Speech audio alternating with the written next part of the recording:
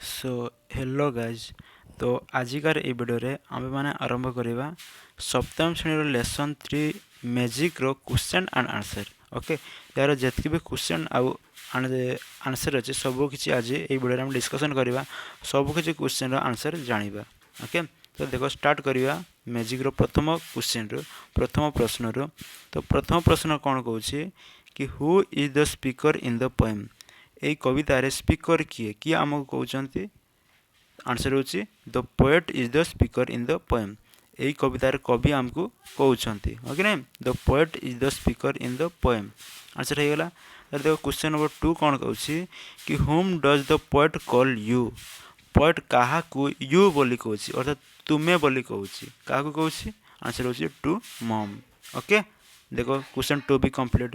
Question number 3 ଦେଖ whose magical is she talking about. से कहार जादुई पणिया बा जादू विषय से कहूँ आमको आमको जनाऊँ कहार जादू विषय ना she is talking about magic of कहार magic of mom. Okay, magic of mom. तापर देखो question number 4 mother has magic in her dash dash dash and dash. तो हमको फास्ट टांजारू यार आंसर खोजबार अच्छी। तो आंसर मुझे लिखी देखो, तो डैश रे कौन हम mother has magic in her fingertips eyes arms तापर एंड पर and tell me not to cry. Okay, and tell me not to cry. तापर question number 5 what makes her voice and smile magical. तार voice को तार जो आवाज को स्वर को आउ तार स्माइल को तार हस को कौनटा मैजिकल कर दिए, कौनटा जादू कर दिए। आंसर होची when she talk that time the magic create in her voice and smile. Okay, question number 6 देखो what does the mother teach the child. Mother निज छुआटा को कौन शिखाऊँ, कौन शिक्षा दूसरी ना mother teach the child from wrong to right. भूल रु ठीक को केमती जाए सेटा को से शिक्षा दूसरी। ओके, तो question number 7 which line in the poem say that the child is growing older and very soon he will go away। को लाइन रे कौच जे छुआटे बहुत जल्दी बड़ हो जाऊँगी और से बहुत जल्दी से घर छाड़ी पलैब। को लाइन?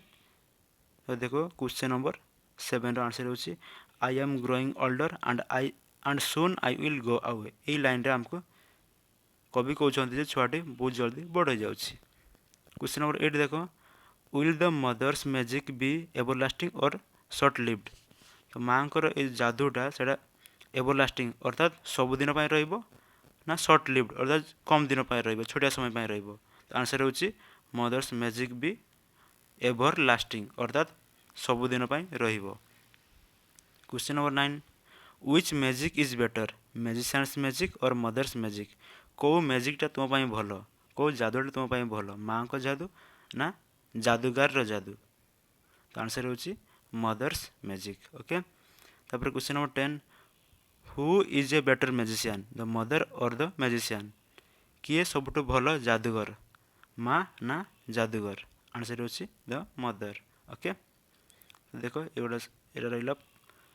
तो ये देखो सेशन 2 रो क्वेश्चन आंसर देखा। ये देखो कही tick the magic qualities that child finds in her mother. तो तुम ए कविता जस्ट पढ़ल। तो ये कवितार छुआटी कौ कौ गुण ता माँ पाखु से मैजिक बोली से भावुची, कौ कौ गुण को माने कौ कौ गुण रे कौ कौ काम से ता माँ टू से मैजिक अर्थात जादू से देखिपारुची कौ कौ काम। तो सही कम गुड़ा सब लिखाई से भर कौ कम गुड़ा से मैजिक पाँच तो से गुड़ा तुम केवल टिक कर। ओके, तो यहाँ तुम होमवर्क रहा किंतु मु देखो तुमको मु फास्टा कहीदे। देखो सी हैज लविंग टच। देखो तार लविंग टच अर्थात तांकर जो छुआटा तांकर जो स्पर्शटा से बहुत आनंदमय, हाँ कि नहीं? तो कवितार ये विषय कहुई कि नहीं कहुई, कारण कवितार प्रथम ही कहुई फिंगर टिप्स रे। ओके, फिंगर टिप्स माने से तार आंगुठी आमको छुअंती, हाँ कि नहीं? आउ से छुआटी कौन से मैजिक देखी पाए, magic in your finger tips. ମାନେ ତାଙ୍କ ସ୍ପର୍ଶରେ ତାଙ୍କ ଆଙ୍ଗୁଠିରେ ମ୍ୟାଜିକ୍ ଥାଏ ବୋଲି ଛୁଆଟି କହୁଛି। ତାହେଲେ ଏଇ ଫାର୍ଷ୍ଟଟା ଟିକ୍ ହେବ ନା ଭୁଲ ହେବ? ଟିକ୍ ହେବ, ହଁ କି ନାହିଁ? ତ ଏଇ ଫାର୍ଷ୍ଟରେ ତୁମକୁ ଏମିତି ଟିକ୍ ମାରିଦେବ। ଠିକ୍ ସେଇଭଳିଆ ଦେଖ ଏଠି ବି ସବୁ ଅଛି। ତ ଏଗୁଡ଼ା ତୁମେ ବହିରୁ ଯଦି ପଢ଼ିଥିବ ଏଇଟା, ତାହେଲେ ତୁମେ ନିଜେ ବି କରିପାରିବ। ଓକେ, ତ ଏଇଟା ତୁମ ପାଇଁ ହୋମୱାର୍କ ରହିଲା, ମୁଁ ଏଇଟା କରିନି, ତୁମେ ନିଜେ କରିବ। ଓକେ, ତାପରେ ଦେଖ MCQ। ତ ଏଇଠି ଦେଖ choose the correct alternatives. The child gets dash from her mother fingertips. Answer होची the ability to count number, loving touch, tasty food, nice days. अर्थात छुआटी ता माँ हाथ स्पर्श कौन पाए ना आंसर होची लविंग टच, माने बहुत सुंदर स्पर्श पाए, लविंग टच ओके, भल पाइबा स्पर्श पाए। ओके, तो क्वेश्चन नंबर 1 होची लविंग टच। फिर क्वेश्चन नंबर 2 देखो, क्वेश्चन नंबर 2 कौन कहूँ कि you let me be my self with you means that the child is allowed to do anything. The child obeys the mother. The mother accepts the child as he is. The child obeys his father. Answer होची C. The mother accepts the child as he is. Okay. Then question number 3 देखो. But the magic that you taught me will go with me every day. The magic in the line refers to. Okay, तो देखो शेषर से कहला तुम्हें जो मते जो magic शिखीच से मैजिकटा मो सहित जीवन सारा रहिबो, तो से को विषय कहते? तो आंसर होची गुड वेज फॉर लाइफ। से मैजिकटा जो मैजिक रे से ताकू शिक्षा देइचंती, भल शिक्षा देइचंती पूरा जीवन जीवार। ओके, तो गुड वेज फॉर लाइफ हेबो यार आंसर ऑप्शन सी। तापर देखो नेक्स्ट क्वेश्चन कौन सब आसी। नेक्स्ट क्वेश्चन एड सब किसी क्वेश्चन नहीं, एगुड़ा किसी सब इजी अच्छे। तापर देखो ये तुमको कही दूसरी, देखो एगुड़ा तुम ये सब आंसर गुड़ा लिख कौन लिख कही दूसरी। देखो प्रथम तुम दिखाई, देखो magic in your finger tips, यहाँ केमती लिखाई ना there is magic in your finger tips. देखो magic in your finger tips पूर्वर केवल देयर इज लगाई। ओके, देयर इज आउ किसी ये ना, केवल देयर इज। देखो देखिए केवल देयर इज आउ किसी ना, आ बाकी सब सेम, बाकी सब सेम, केवल देयर इज लगाई। तो तुमको भी ये प्रत्येक ये पूर्व तुमको केवल देयर इज लगे देवार अच्छे, आ बाकी सब सेम टू सेम। तो there is magic in your finger tips, there is magic in your eyes, there is magic in your arms, there is magic in your words, there is magic in your touch teaching. अब ये कौन हम there are हे। Okay, there are cows in the field.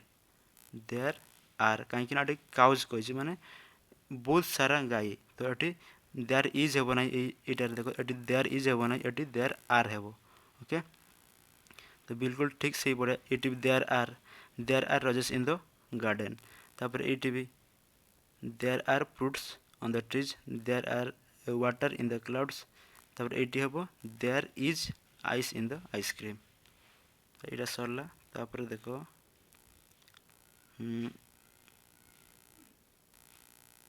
Mother has magic in her eyes. तो ये तुमको ये सब फिलअप कर, फिलअप कमी कर मदर ये हाज लिखिकी, तो मदर हाज खाली मदर हाज आउ किसी नुह। देखो तुम खाली ये फास्ट लाइन मदर हाज यहाँ तुमको ये सब जितकी भी अच्छे ये सब खाली लिखबार अच्छे, खाली ए टू एति आउ किसी ना, आंसर सब करेक्ट हो। देखो क्वेश्चन आउ कौन अच्छे, ये देखो सेशन 7 रे प्रथम क्वेश्चन कौन कहूँ,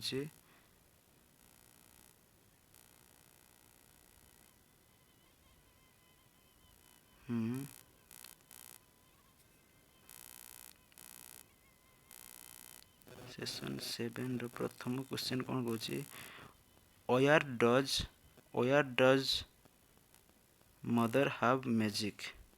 where does mother have magic. देखो सेशन 7 रो फर्स्ट क्वेश्चन टा where does mother have magic.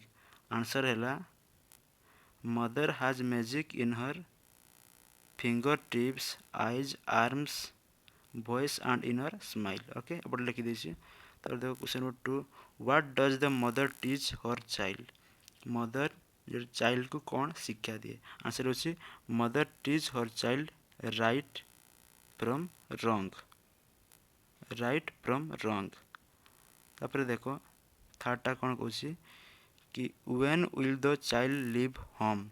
गोटे छुआटे घर को छाड़ी केबे पड़ेब आंसर होची when he see grown up जेबे से बड़ हो वेयर विल इट गो कोटी की जीवो it will go away for job okay तापर देखो भी रो आंसर टा देखो भी क्वेश्चन कोन कहूची what will it do there सेठी से कोन करिवो he she do their duty तापर देखो last question what what will guide it always in life what will guide it always in life answer होची the good things that her mother taught him or will guide it always in life तो या सहित question भी सब सरला।